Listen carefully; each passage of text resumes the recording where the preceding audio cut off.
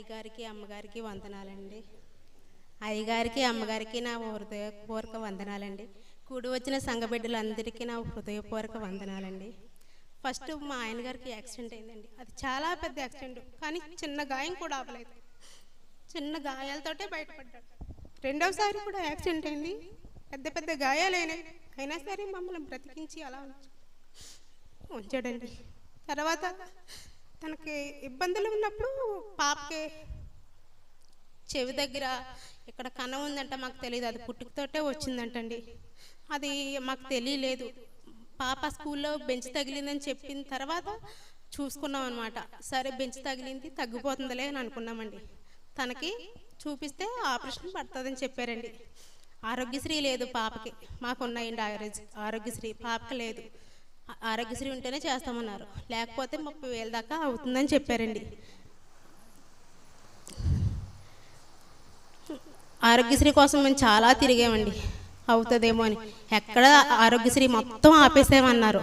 సరే హాస్పిటల్కి వెళ్ళి తగ్గించండి, ఏమన్నా డబ్బులు మేము చేయించుకుంటాము ఫ్రీ అని అడిగితే, తగ్గించినామో ఇప్పటికే తక్కువగా చేస్తామని చెప్పాము మీకు అని అన్నారు. అప్పటికి మేము చాలా ఇబ్బందుల్లో ఉన్నాం. నా భర్తకి యాక్సిడెంట్ అయ్యి, కానీ ఒక్క రూపాయి కూడా తీసుకోకుండా ఫ్రీగా ఆపరేషన్ జరిగింది. నేను చాలా కోరుకున్నాను దేవుణ్ణి, ఫ్రీగా జరగదు తండ్రి, ఒక్క రూపాయి. ఇప్పటికీ మేము చాలా ఇబ్బందుల్లో ఉన్నాం, ఫ్రీగా జరగాలని చాలా బలంగా కోరుకున్నాను.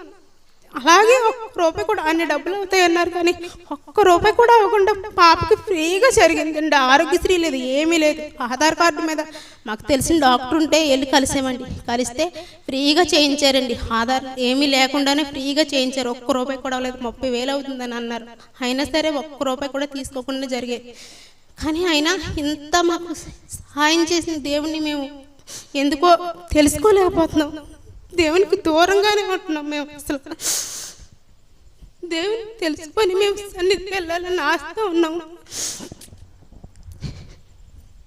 ఎంతో మాకు చాలా చాలా దేవుడు చాలా సహాయం చేస్తున్నాడు.